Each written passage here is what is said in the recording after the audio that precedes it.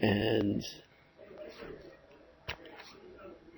Wait, so are we going over homework problems or is it well, just like actually, I'll do whatever order you want to do. Do you want to ask me questions first, or do you want me to show you stuff or ask you questions first? Yeah, I'll show you stuff and then we'll finish. We'll make sure we leave like 10 or 15 minutes at the end for you to ask. Okay. All right. So I think, let's see, x squared plus x minus 6. How far did we get with that problem? I think that's something that did I at least... So we did more than just pose the question. We actually got the answer. And we got 5. And did we do it using the limit of the difference quotient? Do we use it doing the definition of the derivative? Yeah. Okay. All right. So. Wait, did we do this on Friday? Yeah. All right. So I want to remind you. So this is the definition of the derivative. All right, and you all are saying that we went through this, and I have a feeling, I'm not positive, I think we're going to do the definition of the derivative again. Are we going to talk about 37 from the homework? Is that so? All right, it's fine. So what happened to all my algebra fans? All of a sudden, like, it got different? All right, good. All right, so, but we're going to talk about the definition of derivative again, so I'm not going to go through and do the definition of the derivative for this particular problem, but I want to remind you that using the definition of the derivative is a way to solve it. And as a matter of fact, if you do this, do we end up with like 2x plus 1? Yeah. Okay. And that's certainly a way to do it. Another way of describing the definition of the derivative, some books or professors will call it the limit of the difference quotient. And they'll say it really fast, the limit of the difference quotient. But when you actually think about it, do you see where limit comes from? Do you see where difference comes from? And do you see where quotient comes from? Okay. So if anyone ever says, use the definition of derivative, use the limit of the difference quotient, show algebraically, justify your answer, solve using analytical methods, those are all clues to you that you have to do this out and show your work. Okay? There's no ifs, and, or buts. You can't pick 2 points close to one another. You can't think that you see a pattern that's going to work. You can't go to use your calculator. You have to do it out by hand. Okay? David? Okay. There will be times where it's going to ask you to just define the derivative, and it's not going to say definition of derivative, justify your answer, anything like that. And those are times when you're going to be able to use shortcuts, and that's fine. So we end up with 2x plus 1. So that's one. So if we were to ask for the derivative at 2, we would say, judging by that rule, it's 5, right? 2 in for x. Okay. What are other ways that we could find the derivative?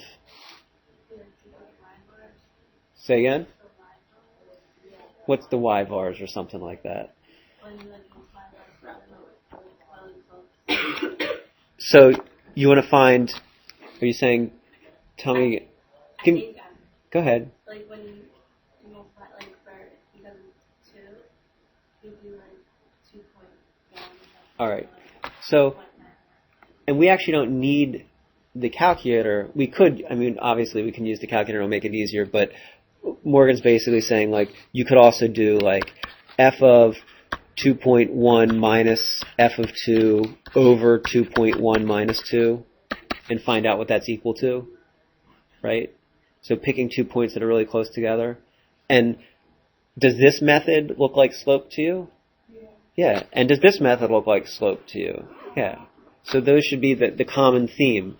And Morgan might say you're going to pick smaller and smaller values. And you know what I would say? These are very similar. They're not the same method, but they're similar because if you think about it, when we say h gets close to 0, aren't we saying pick 2 plus a tiny number? 2 plus a tiny number, right? Is that okay? We did talk about in the other class, someone had mentioned if you actually did this,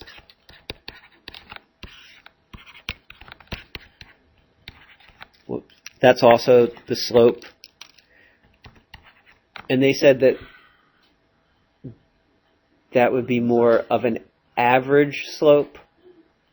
So instead of looking just to the left or just to the right, that would be sort of like the average of the slope at 2. Can you see that? Mm-hmm. And we actually call this the symmetric difference quotient. Okay. And difference quotient because you see the difference and you see the quotient, the subtraction and the division. And symmetric because 2 would be right in the middle. And so by going a little to the left and a little to the right, we're getting a symmetric sort of approximation for that. And that sort of is the average of the left and the right. All right. Julia and then Alicia, hand up or just stretching? I have a question, but it's like more about this. All right. Let's do Julia and then see if yours fits in. Okay, what would happen if you did 2 and 1.9? Yep, you can do that. So if you do f of 2 minus f of 1.9 over 2 minus 1.9. Yep. All 3 of these are approximations. We would call this approximation the left-hand approximation because 1.9 is a little to the left of where we're looking at. We would call 2.1 the right hand because it's a little to the right. And this is the symmetric one. And the symmetric difference quotient is actually going to be the average of the left and the right. Alicia, go ahead. If it doesn't fit, I'll hold you off, but if it does fit. Alright, because like one of the problems in the homework say like use the tangent to I don't know about that. Alright, so part of what we're doing, right, is we're finding slopes, but it's important to understand what we're doing. We're finding slopes of a curve, right? And I don't think it was last night's, but 2 nights ago actually he said like find the equation of the tangent line or something like that. And that goes back a little bit to the calculator, but certainly you don't need the calculator to find the equation of the tangent line. If we have some curve, x squared plus x minus 6, and here's the point 5, we can find the line that's tangent to the curve. It just touches that curve, right? Have you used that terminology before? Tangent to a curve? Circle in geometry. Yeah, right. The tangent to a circle just touches that circle. So if I wanted the equation of that tangent line, what would you want to know to find equations? Slopes, which I'm already going to tell you is 5, and a point. And the point in this case is 2 comma, 4 plus 2 is 6 minus 6, 2 comma 0. Is that all right? And then you just plug in a point. Yeah. And so, let's see, y minus 0 equals 5 times x minus 2. So y equals 5x minus 10. So that line intersects this curve at exactly one point, this point. And not only does it intersect it, but it has the same slope as the curve at that point. Does it help for now? Okay. And I think, what is it? Is it 11 from the homework? Are we talking about that one too? Okay. So my guess is we talk about 37 and 11. We'll address a couple questions that we've had. So far, so good? Okay. So if we actually go back to the calculator now, the calculator actually does has some shortcuts for us. And speaking of shortcuts, does it bear repeating? Yeah, no, hold on. I'm getting there. But David, do you want to, if... My original shortcut pattern really worked that, so I kind of figured out what did. All right, so what would you say the pattern is to get from the function? You take the exponent, multiply it by the base, exponent times the base to the exponent minus 1. So David's saying you're always subtracting 1 from the exponent, so That's how you got the 1 there. x squared is 2x. And I would say you take the exponent multiplied by the coefficient. Whatever. Okay. Same thing. Slightly different. Here the base is x, but I understand what you're saying. But I think if we say coefficient, it's going to keep us out of trouble later. And then David's saying, if you think about x as really being x to the first power, that's where the 1 comes from. Because what happens when you take the exponent and subtract 1, what do you get? 0. And x to the 0 is? 1. Yeah. So I definitely, look, this is like the third day in a row that David's onto something, and it would be nice if we can formalize that eventually. I think your time's going to come on Thursday. Okay? Is this real? Like, does he have, like, something going He definitely has something going. Like, it's... Is this like something you already know? Or are you just like egging him on? No. I know that there's a pattern, and just, like, making stuff up? no. Yeah. No. So. There are, for polynomials, there's a very simple pattern for calculating derivatives.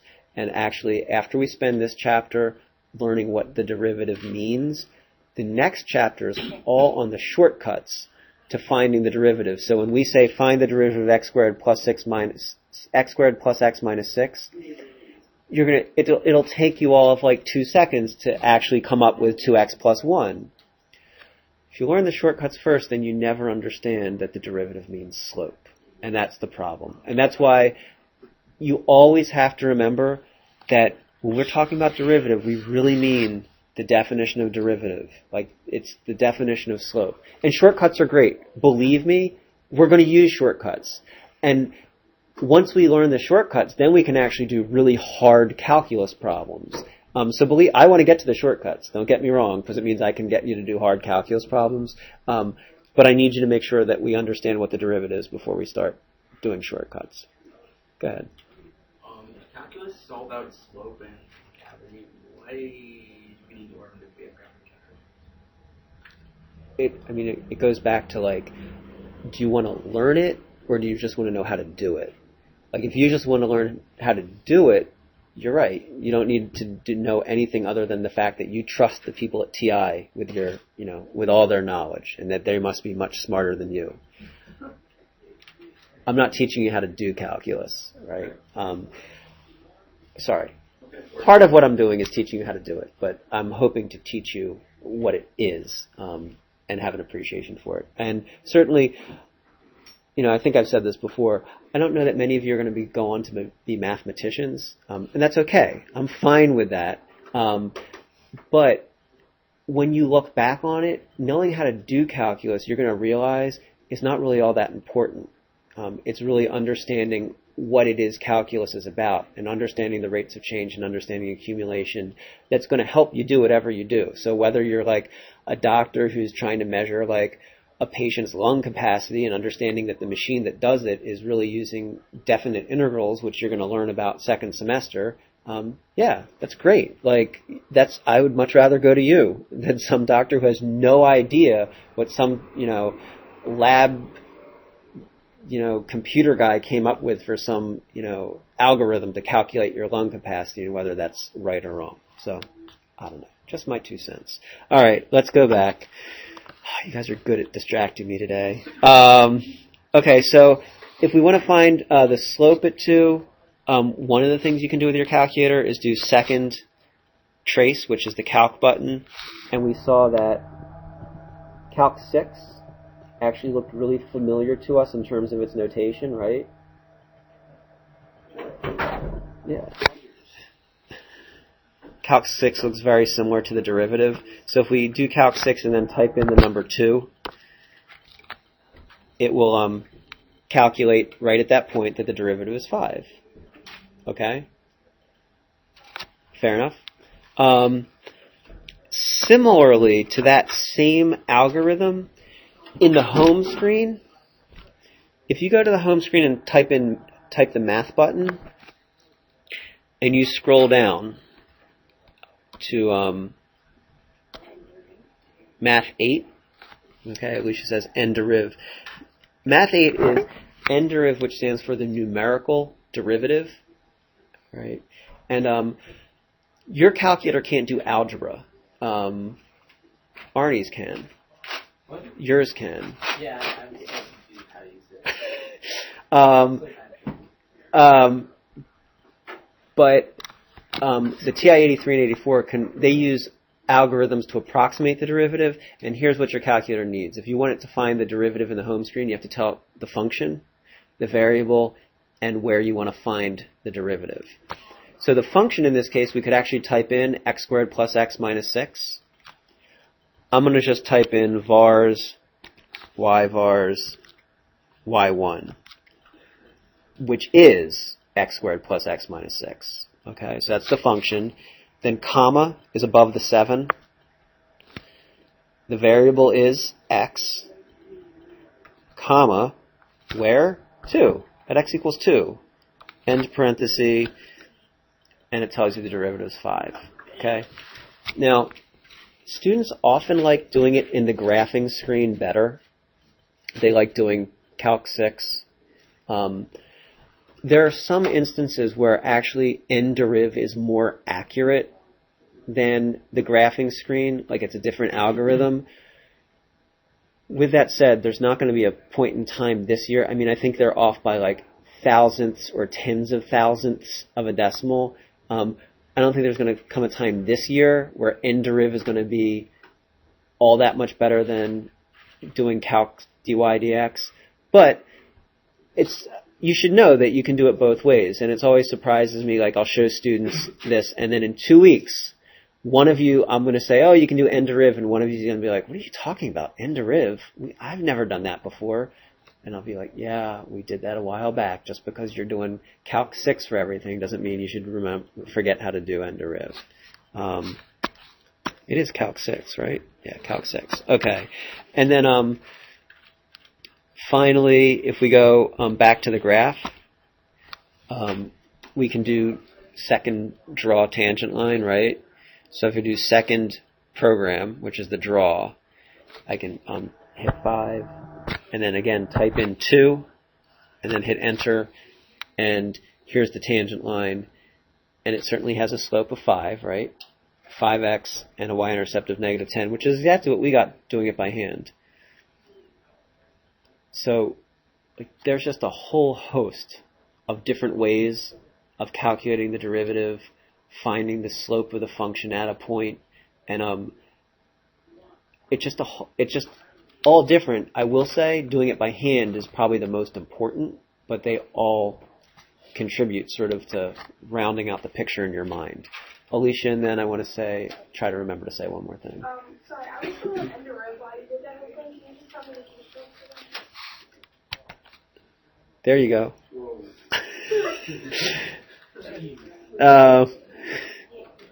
All right, so. It's just the bottom line.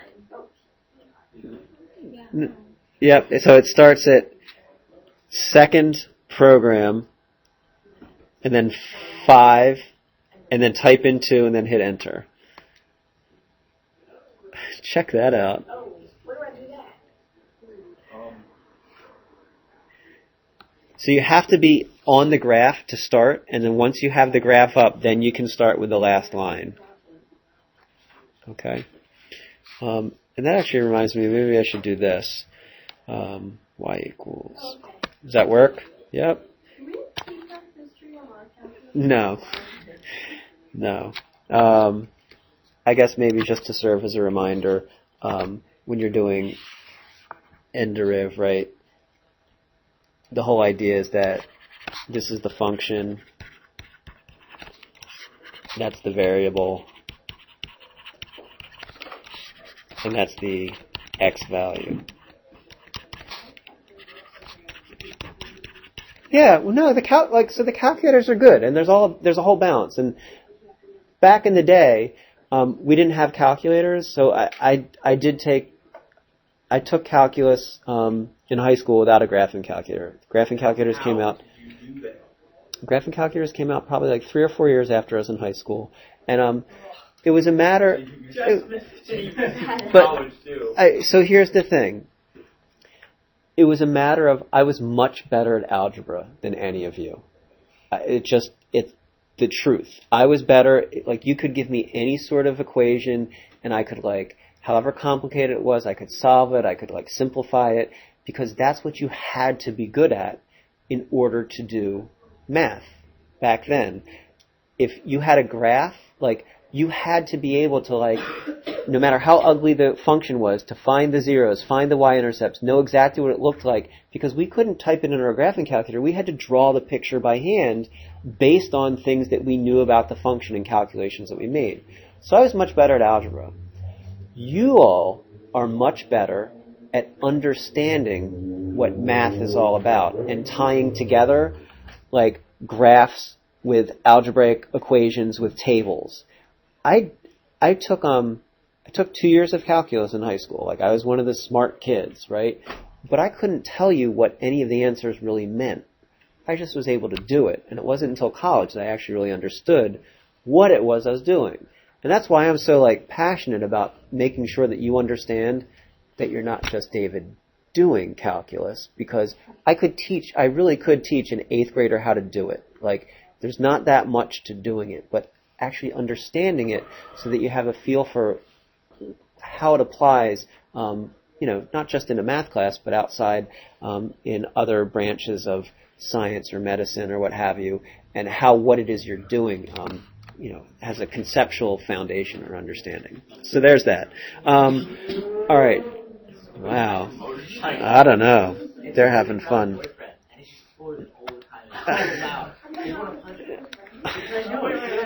All right. All right. Tell me what is it that are we talking about 37? What's the function for 37?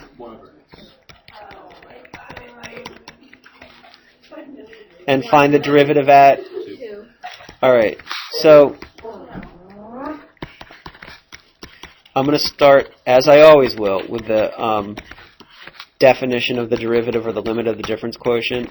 So my question to you is, do you want to plug in 2 for x now or wait till the end? Now. Is it easier Now. In the solution guide, I did it now, and it kind of helped me. Who wants to make it one variable? Can we do? I'm doing it. It doesn't matter. The strategy is going to be exactly the same. So I heard a few people, I heard more people say now than later, so I'm going to do that. So I'm going to get f of 2 plus h minus f of 2 all over, doesn't matter what you pick after you do it, you're going to get h. Oops, and I forgot the limit as h goes to 0. If you don't write that. I'm going to take 5 points off. What's the limit then? Maybe not, but write it. It's important. We're not on our homework, right? Write it. For every Rachel. Jeez. Yes. If you were doing it without 2, you would plug 1 over x in for x. No. Wait, 1 over x plus 8. Well, okay, so I haven't done it yet. So my next step is to ask you, what is f of 2 plus h? 1 over 2 plus h. Now, if I was just doing it in terms of x, it would be 1 over x plus h. Okay? And then 1 over 2, right? All over h. So regardless of whether you have 2's or x's, the strategy is still the same. Where are my algebra fans? Julia, first step? You would need to multiply the whole thing by 2 times 2 plus h. All right, so let's get, oh, you want to do, all right. So you want to do top and bottom by 2. Yeah. It's on top. Yeah. So you get 2 plus h over 2. No, we could do that. 2 times by 2 times 2 plus h over 2 times 2. Right, so if we do 2 over 2 plus h, top and bottom, all right, that's going to clear fractions in the top and give us bottom, and that's totally fine. That actually, I think, so you could find a common denominator in the numerator and then simplify. I actually like this, though. All right, so don't forget to distribute. When I do 2 times 2 plus h times 1 over 2 plus h, what do I have left with? 2. Then minus, Quantity 2 plus 8. okay. And then in the numerator I get 2h times 2 plus h. Wait, hold on. Sorry. Let's let people catch up. All right. So Julia looked to clear the fractions in the numerator by multiplying the numerator and denominator by 2 times the quantity 2 plus h. she took this quantity and made sure that she distributed it to each of those terms. And when she did that, this was that, and that times that ended up being that. People all right with that? Okay. Yeah. Yes. All right. So some beautiful things happen, right? In the numerator, we're left with, say it loud and proud, Dan, negative h. And in the denominator, I'm left with 2h times 2 plus h. The h's cancel. And I'm left with negative 1 over 2 times 2 plus h.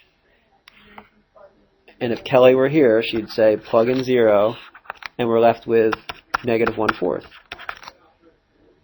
And actually, can I say this, Rachel?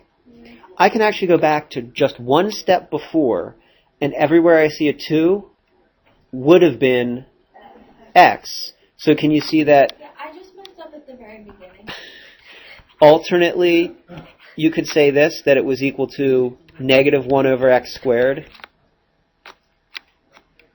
Can you see how that's true? It would have been negative 1 over x times x. Wouldn't it be x plus 8? But what's happening to h? Oh, wait. It's 0, right? It's gone. And when h is 0, x plus 0 is just x. All right? You don't think so, or you do think so? I'm debating. Thanks.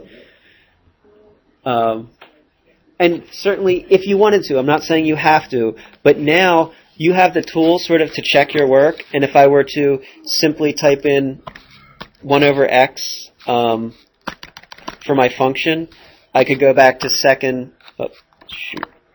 Oh, it's so not what I want to do. And it's your fault, Drew. I don't know what he was talking about, but he was distracting me. Drew, you're not helping matters. You have dug yourself in a hole and you keep digging. It's time to start putting the dirt back in.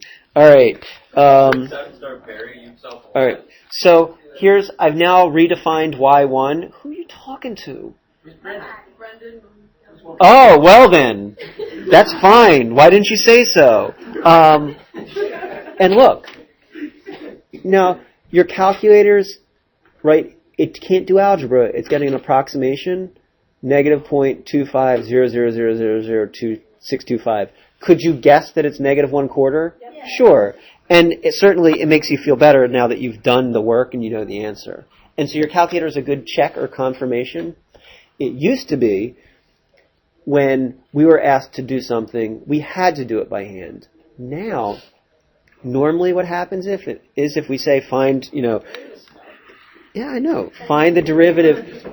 Many students now go directly to the calculator, but the turnaround thing is now your job is not to show what the derivative is without having technology, it's to prove that the technology is right. Okay?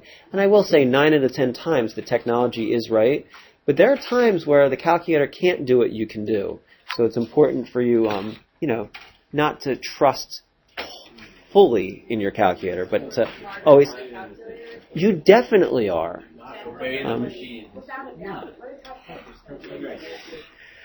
All right. Nothing wrong about that. Number 11, or are we good? Can we do 24? 24 made absolute sense. What was 24? It was about the population in China. Okay. Keep talking. What did it ask? It was like, well, I'm just remembering, but I didn't actually look Go at ahead. the book. Hold on. Go ahead. Tell me. Are you going to tell me about 24 or you have something else? No, I understood 24. All right. Good. All right. So. Okay, so 24. Hold on. Go ahead. Wait. Go ahead, Julia. Okay. Oh, you were going to tell us what it was. Sorry. I apologize. I get it now. The population of China in billions can be approximated by the function e equals 1.15 times 1.014 to the t, where t is the number of years since the start of 1993. According to this model, how fast is the population growing at the start of 1993 and at the start of 1995. Give your answers in millions of people Okay. per year. So, Rachel, what's the question really asking? Well, it's asking you by how many, like, what is, or, what do you say? I know what I mean. Like, by how many, or, what is it? No. No, what is the percentage No. of people in 1993 and then in 1995? No, not the percent increase. It's actually asking how many people per year is it increasing? By how many people per year is it increasing? And my question to you is not... Just looking for the slope. Yeah, say that loud and proud. Looking for the slope. That's true. Wait, okay. Okay. So, Julia, that's the question. The question is not some strange question. The question is, what's the slope, or, fancy word, what's the derivative at what x equals 0 and x equals 2? Now, you don't have a way, you can't do it like this, because you don't have algebraically, those methods fall apart. But it actually doesn't ask you to do it algebraically. So, you have a couple choices. You have a calculator, you can choose points close to each other, you can do it's gotta stop. I don't know exactly what's going on back there, but it's very distracting. And I'm not saying you're not talking about math, but I feel like I can't get a word out edgewise without someone else talking. So I promise, if you all talk, I will shut up and listen. But if I'm talking, I would like you all to be quiet and listen. You don't even have to listen, just be quiet. So, you can use calc dy dx if you graph it. I mean, you can do n deriv. You have a whole host of options to do that. All right? Morgan. Sorry, that's about No, that. go ahead. So when you do it, like, you just move this place over to, and like, because I got a decimal when I did the end there. And is the populations measured in Millions. millions, and they want the answer in billions? Is that what they said, or in millions? In millions, I think. I don't have it in front of me. I don't have it in Then there's no, Millions of people per year. so, and they're giving us the population in millions of people per year? Well, 1.15 would be the starting Okay, value. so there's no need to do any sort of moving the decimal over. If you got an answer of what'd you get an answer? For 93, I got 0.01559. 0.015059. So it's 0.0159 million people per year. Oh, so you can just leave it in the Yeah. Okay. Now, you could also say 1, 2, 3. You could also say that that's the same as 15,900 people per year, if you don't like the whole decimal thing. But I think they actually asked you to do put your answer in millions of people per year. I think. I was just checking. Okay. If you got it. All right. Rachel? When I plug it in my calculator, it just automatically sets it as x equals 50. Automatically sets what at x equals 50? When I plug it in to do the calc dy over dx, So you have to type in 0 and then hit enter. and it doesn't let me type in 0.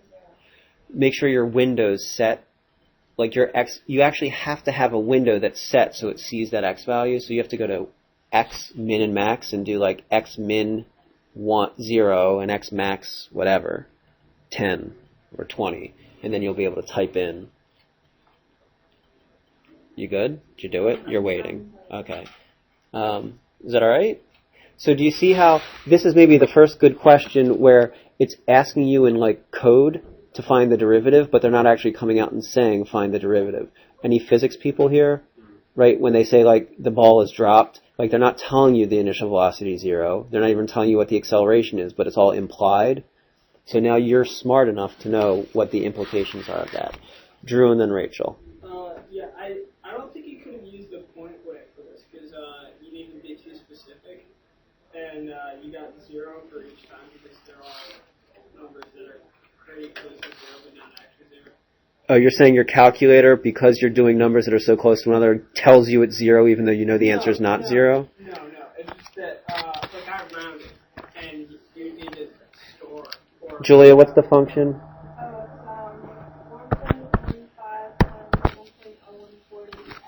1.014. Yeah. All right. So I'm saying if you get So here I'm going to do like if I do n deriv. I'm not doing your method though, but n deriv at 0, right? So that's at the time. That's what Morgan got, right? And I could do n deriv at 2.